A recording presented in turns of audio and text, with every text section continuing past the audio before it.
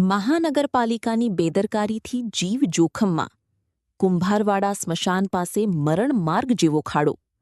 ભાવનગર શહેરના કુંભારવાડા વિસ્તારમાં આવેલા મોક્ષ મંદિર અને સ્મશાનભૂમિ બહારનું દૃશ્ય હાલ ચોંકાવનારું બની ગયું છે.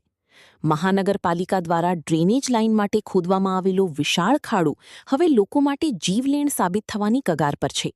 સૌથી ચિંતાજનક વાત એ છે કે છેલ્લા 8 દિવસથી આ કામ સંપૂર્ણપણે બંધ હોવાનું દેખાઈ રહ્યું છે, જેના કારણે સ્થાનિકોમાં ભારે રોષ ફેલાયો છે.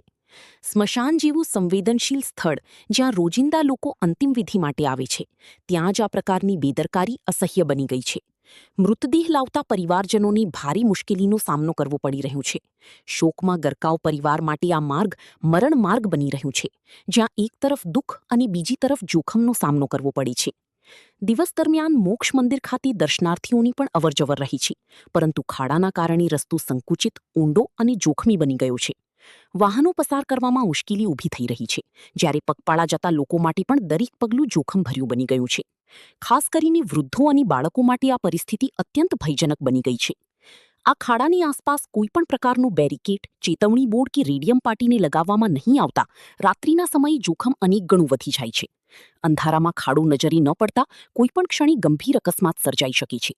સ્થાનિકોના કહેવા મુજબ અહીં કોઈ પડી જાય તો સીધું જાનહાનિનો ભય છે. વધુ ચિંતાજનક બાબત એ છે કે રોડનો એક ભાગ નબળો પડી ગયો છે અને તે ગમે ત્યારે ધરાશાયી થઈ શકે તેવી સ્થિતિમાં છે.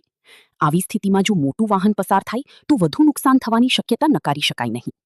સ્થાનિક રહીશો આ મુદ્દે તીવ્ર પ્રતિક્રિયા વ્યક્ત કરી રહ્યા છે. લોકોનો સવાલ છે કે જો અહીં કોઈ વ્યક્તિ કે પશુ ખાડામાં પડી જાય તો તેની જવાબદારી કોણ લેશે?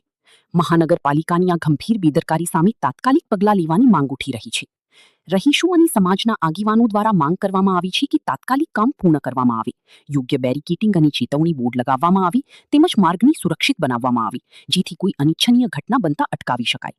10 દિવસથી અધૂરું ડ્રેનેજ કામ, રસ્તો તૂટી પડવાની કાગારી, બેરિકેડ ચેતવણી વિના અકસ્માતનો.